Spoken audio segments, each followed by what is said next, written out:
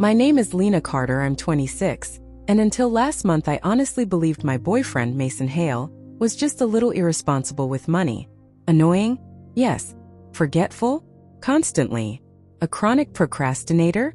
Absolutely. But never in my life did I imagine he was capable of doing what I eventually uncovered. Because what he did wasn't a mistake. It wasn't an accident. It wasn't immaturity. It was calculated, cold, manipulative. And he used me, my body, my health, my future, as leverage to steal money from his parents. $20,000. I still feel sick typing that. Mason and I have been together for about 2.5 years, living in a small apartment in Huntington, Virginia. Our relationship wasn't perfect, whose is? But I genuinely thought we were good. We laughed a lot, cooked together, bickered over dishes, binge-watched shows. He had his flaws, but he was affectionate, attentive, and always acted like he adored me. Or so I thought. Around early April, he started talking non-stop about wanting to start a business. Something to do with flipping used motorcycles. I didn't fully understand the plan, but he was obsessed with it. He researched every spare minute, made spreadsheets, watched tutorials late at night.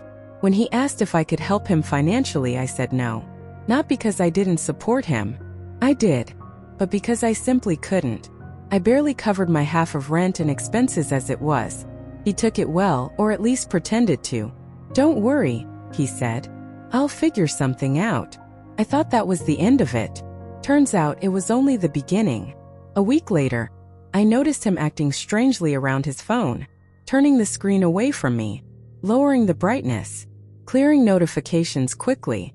I asked if everything was okay. "Yeah, totally," he said too casually. "Just work stuff." I didn't push. I regret that so much now. One night he came home unusually cheerful. Not his normal good day cheerful, but the kind of upbeat that feels forced, like someone who's trying a little too hard to look relaxed. I asked what happened. He shrugged. "Nothing. Just talked to my parents." I didn't think anything of it. Then the next morning I overheard him on the phone in the bathroom. He thought the shower noise would cover his voice, but he was speaking louder than he realized. I heard one sentence clearly. "I promise we'll be careful. She's already taking prenatal vitamins." My heart stopped. Prenatal vitamins? He got off the phone, stepped out, and froze when he saw my face. "Oh, hey babe." His voice cracked slightly. "You're up early." I stared at him. "Who was that?" "My mom," he said quickly. Too quickly. "We were just talking about stuff." "What stuff?" I asked. He hesitated, then forced a smile. "Nothing important." But the way he brushed past me to get dressed made my skin crawl. I wasn't a suspicious person by nature, but my intuition was screaming. So when he left for work, I checked the bathroom trash. An empty prenatal vitamin bottle. Not mine. Not bought by me. Brand new. The receipt was still in the bag. Purchased by him the day before. My hands were shaking when I texted him. "Did you tell your mom I'm pregnant?" He didn't reply for almost an hour. When he finally did, the message said, "Can we talk about this later? I'm busy." That told me everything. He'd told them something. Something big. Something he didn't want me to find out this way. I called his mom myself. And that's when the nightmare really began. "Lena," she answered brightly. "Oh honey, we're just so happy for you both." My throat tightened. Happy? For what? For the baby, sweetheart. I nearly dropped the phone. A long, horrible silence stretched between us. Then I managed to whisper, What did Mason tell you?" She sounded confused. "That you're pregnant, of course. He said you two just found out. And he told us you're both a little nervous but excited." My stomach twisted painfully. "He said you haven't announced it to anyone else yet because you want to wait until the first ultrasound," she continued. "And he said you're starting to feel morning sickness, poor thing." I nearly laughed from shock. Morning sickness? I wasn't even late. Then she added, voice soft and emotional, "And we're so glad you told us first. We already transferred the money. Mason said you two needed help getting ready for everything." My blood ran cold. "Money?" I whispered. "Yes," she said warmly. "The 20,000. For the expenses. We want you to feel supported." $20,000. I felt my knees go weak. I had to sit on the edge of the bed just to stay upright. Her voice kept going, but I barely heard it. Words echoing distorted through the receiver. Baby. Future. Excited. Support. Plan. Love. He had lied. About my body. My health. Our future. He had used my name, used me, to scam his parents out of $20,000. I finally managed to speak. I'm not pregnant. Silence. A long one. Then his mom said quietly, carefully, "What do you mean?" I swallowed hard. "Mason lied to you." I heard her inhale sharply, and the world I thought I knew snapped clean in half. His mom didn't say anything at first, just quiet breathing on the other end of the line. Then, in a voice so small I barely recognized it, she said, "Lena, sweetheart, are you sure? Mason told us very clearly that you two were expecting." My hands were shaking. "I'm sure," I said. "I'm not pregnant. I've never been pregnant." I don't even know why he would say that. Another silence. Then a soft, sharp exhale like she'd just been punched. "I need you to hold on a second," she said abruptly. The line went muffled. I heard voices in the background, raised, panicked voices. Then the volume dropped again like she'd covered the phone. When she came back on, her voice was firmer, edged with anger. "Lena, he told us you confirmed it. He told us you cried and hugged him. He said you both talked about names." I felt sick. Names. He'd invented a whole story, an entire emotional narrative, about a moment that had never happened. "And he said you needed help right away," she continued. "He made it sound urgent, like you were scared." I sat there on the bed, gripping the phone so tightly my knuckles hurt. "What did he say the money was for?" I whispered. "He said it was for medical costs, appointments, insurance, a deposit for a bigger apartment. He said you two were overwhelmed." The room felt like it was spinning. "Mason said," she continued, her voice cracking, "that this was a blessing, but that you were terrified you couldn't afford it. And that we shouldn't tell anyone because you're waiting for the first trimester to pass." My throat tightened painfully. None of this was a misunderstanding. None of this was an exaggeration. This wasn't him twisting truths or stretching details. This was a full script. Detailed. Emotional. Specific. A fabrication he delivered confidently enough to convince the two people who knew him better than anyone. I didn't know what to say.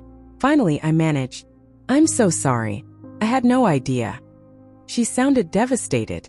"Honey, we didn't think you did." Footsteps. A door closing. Then a voice in the background. His father's, deep and furious. "Find him. Now." I could practically feel the tension through the phone. "Lena," his mom said quietly, "we need to talk to Mason immediately. He's not answering either of our calls. Do you know where he is?" I checked the time. He should have been at work. But based on everything else, who knew? "No," I said. "I don't." She took a breath.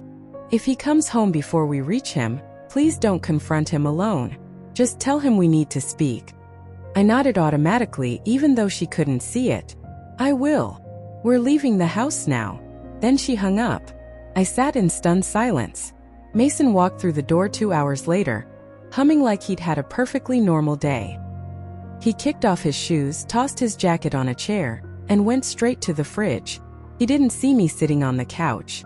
I watched him take out a soda, crack it open, take a long drink, sigh contentedly, like he didn't have anything weighing on him, like he wasn't hiding a $20,000 lie, like he hadn't used my body as a prop in his scam.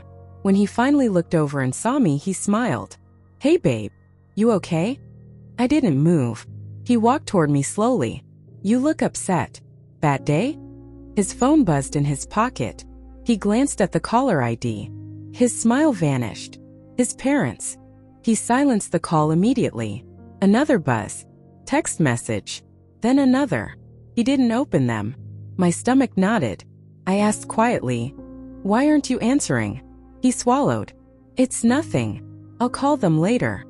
My voice was barely a whisper. "They know." Everything in his face dropped, the animation, the confidence, the fake ease. It all evaporated. He started shaking his head instantly, stepping back a little. "What do you mean?" he said quickly. What do you mean they know? His tone was sharp, panicked, not confused. He knew exactly what I meant. Your mom called, I said. He closed his eyes briefly. Then he whispered one word. Fuck. I stood up slowly. You lied to them, I said. You told them I was pregnant. He ran both hands through his hair. You weren't supposed to find out like this. My voice cracked with disbelief. Like this? Mason, there is no version where I would have been okay finding out you told your parents I was pregnant behind my back. He moved closer. I was going to explain. I swear. When? I asked. When you got the money. When you spent it. He flinched. Lena, listen, this is not what you think. No, I said sharply. You don't get to tell me what I think. He inhaled sharply, pacing. I needed the money. The business is a huge opportunity. I wasn't trying to hurt you. I stared at him in disbelief. You used me. No, he insisted. It's not like that. I had to say something they believe. And you chose pregnancy, I whispered. You chose my body. You chose my life. It wasn't personal, he said. The words hit me like a slap. Not personal.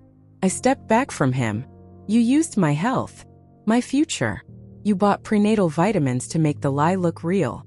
You told them I was sick. You gave them details about conversations we never had. You invented a child. He looked away. I kept going. And you took $20,000 from them. Money they thought was going to support me and a baby. His voice rose.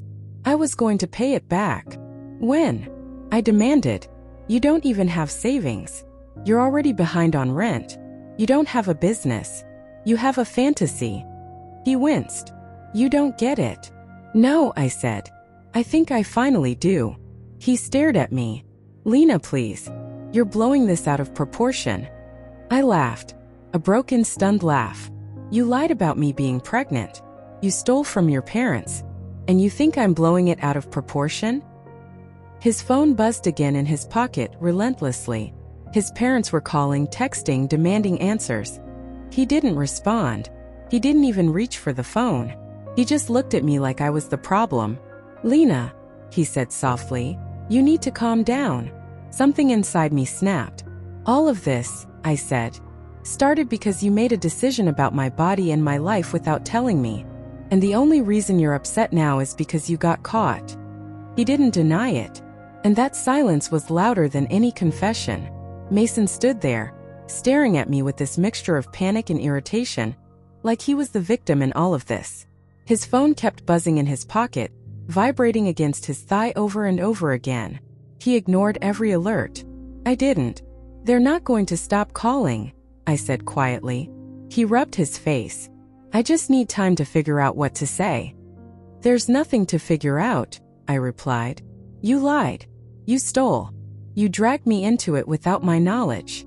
He started pacing again. I wasn't stealing. I told you I'm going to pay it back. With what? I asked. You don't have the money. You don't have a business. You don't even have a plan. His voice cracked. I do have a plan. You just don't believe in it. I stared at him, stunned by the sheer audacity. Your plan was to fake a pregnancy and take $20,000 from your parents. He winced like the words physically hurt him. It was temporary, he said. They've helped me before. I just needed a boost to get things going. Temporary. I repeated. You lied about creating a human being. You lied about my body. You lied about conversations we never had. You even bought vitamins so the lie would look more convincing. He swallowed hard. His phone buzzed again, louder this time. Then suddenly there was a knock at the door. A loud, forceful knock. Mason froze. His eyes shot to the door wide, terrified. Another knock. Then a voice. Mason, open the door. His father. My heart pounded. Mason whispered. Don't say anything. Please. Just let me talk. I didn't move. He hesitated for a long second, then walked to the door and cracked it open just enough to slip outside. The moment it closed behind him, his parents' voices erupted. What were you thinking? You told us she was pregnant. $20,000, Mason. You lied to your own mother. You dragged Lena into this? I sat on the edge of the couch, listening, frozen. Their voices rose and fell. His mother furious and hurt, his father livid. At one point, his father shouted, "Do you understand what kind of person lies about a pregnancy? That's not desperation. That's manipulation." I flinched when I heard it, because it was true. After several minutes of arguing, there was a sudden silence. Then another voice, sharper, angrier. "Mason, why is everyone acting like this is the end of the world? I was trying to do something good for our future. For me and Lena. I'm trying to build something." His father snapped back. "You don't build a future by inventing a baby." His mom added, "And dragging your girlfriend into a lie she didn't know about? How dare you use her like that?" I closed my eyes. More voices. More arguments. Mason's denial turned into defensiveness, then into blame. At one point he said, "If Lena had just trusted me, none of this would have blown up." My stomach twisted. His mother responded immediately, "Don't you dare put this on her." A moment later, the door swung open and Mason stepped back inside. His parents followed. His mom's face was red from crying. His dad looked like he was physically restraining himself from yelling again. His mother approached me, her voice soft, trembling. "Lena, we are so sorry. You didn't deserve any of this." I nodded slowly. His father added, "You were not part of this. We know that. We know this was all him." Mason stood behind them, jaw clenched, staring at me with this pitiful mix of fear and desperation. "Lena," he said quietly, "please, can we talk alone?" His dad snapped, "You don't get privacy right now." Mason glared but said nothing. His mother wiped her eyes. "We just want to know if you're okay." "I'm not," I said truthfully. "But I will be." She nodded, tears gathering again. His dad turned to Mason. "You're paying every dollar back. Every single dollar." Mason muttered, "I said I would." His dad shot back, "You said a lot of things. Most of them lies." His mother stepped forward, her voice breaking. "How could you do this to her? To us? What is wrong with you?" Mason ran his hands through his hair and groaned. "I made a mistake. I was trying to help myself. I didn't think it would go this far." His dad's anger sharpened. "You didn't think. That's the problem." Then he pointed toward the hallway. "You're coming with us. Now." Mason shook his head. "No. I need to talk to Lena. She's my girlfriend." I finally spoke. "Not anymore." He snapped his head toward me. "What?" "Lena, no. You're upset. You're reacting. Please just listen." "I did," I said. "For 2 years. And especially today. And all I've heard are lies." "No," he said urgently. "You heard what you wanted to hear. I was doing this for us." I stared at him. "You weren't doing this for us. You were doing this for yourself. And you didn't care who you hurt along the way." His parents looked heartbroken. Mason tried one more time. "Lena, please. I love you." I shook my head. "Love doesn't look like this." For a moment he looked like he was going to cry.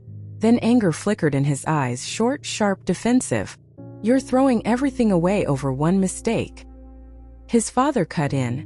"This wasn't one mistake. This was a chain of manipulations." I stepped aside, pointing to the doorway. "Mason, leave." He didn't move. His mom rested a hand on his arm. "Let's go." He finally cracked, whispering, "It wasn't supposed to go like this." Then he walked out, with his parents behind him. When the door closed, the silence was overwhelming. I sank onto the couch. I didn't cry. I didn't panic. I didn't question myself. I just breathed, because the truth was finally in the open. And for the first time since the nightmare began, I felt steady. After Mason and his parents left, the apartment felt strangely hollow. Not peaceful. Not comforting. Just empty. Like something toxic had finally been dragged out into the hallway, leaving behind a space that suddenly felt bigger and quieter than it had in months.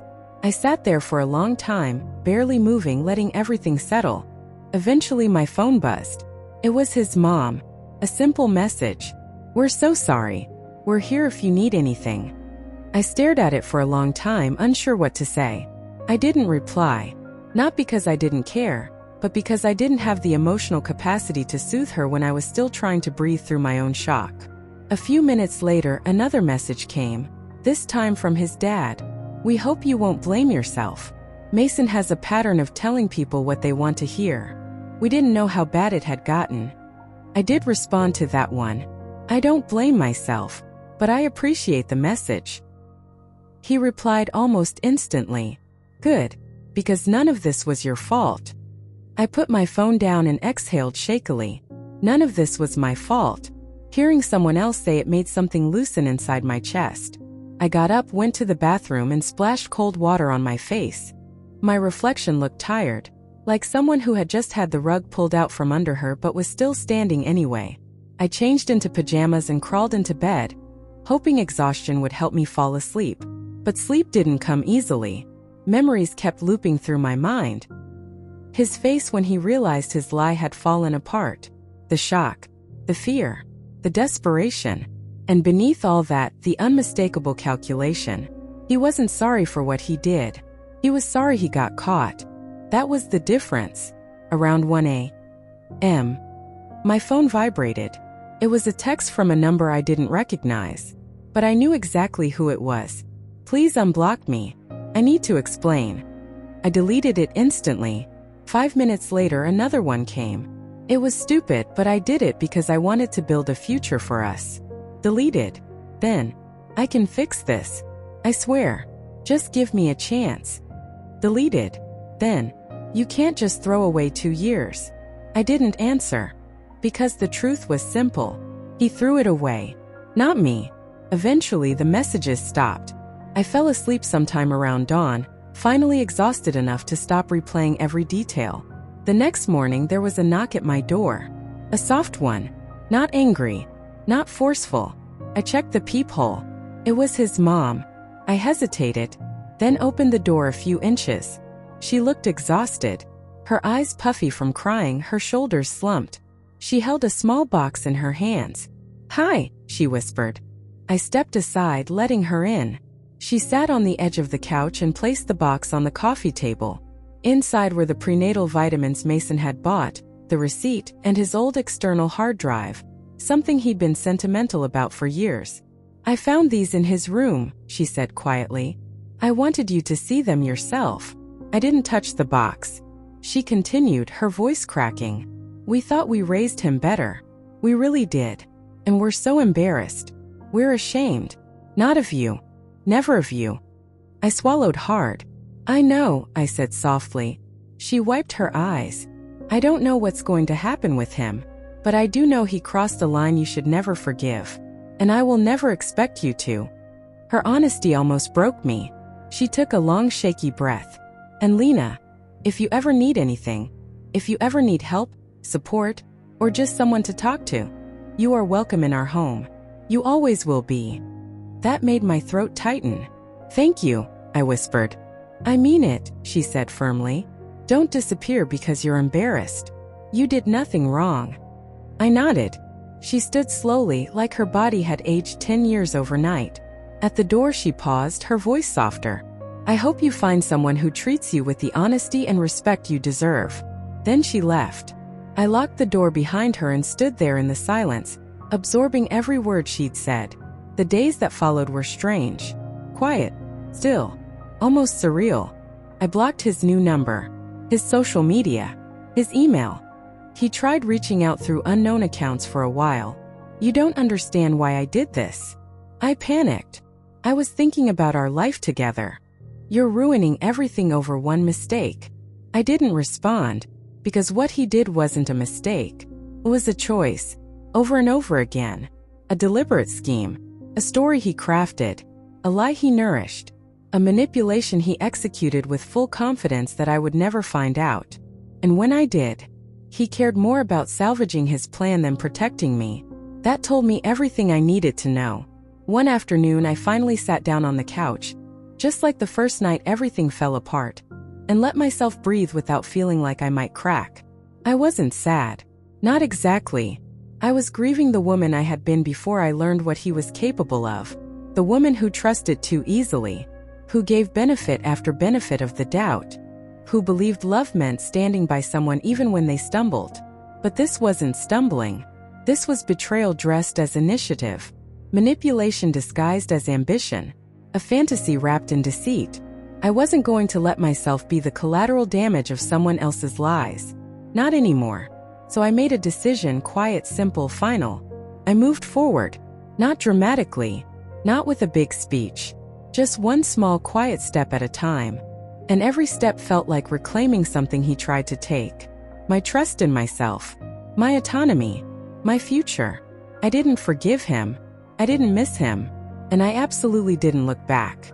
Because there are some lines that, once crossed, turn a relationship into something unrecognizable. He crossed every one of them. And I walked away. Still standing. Still whole. Still myself. Just wiser now. And finally free.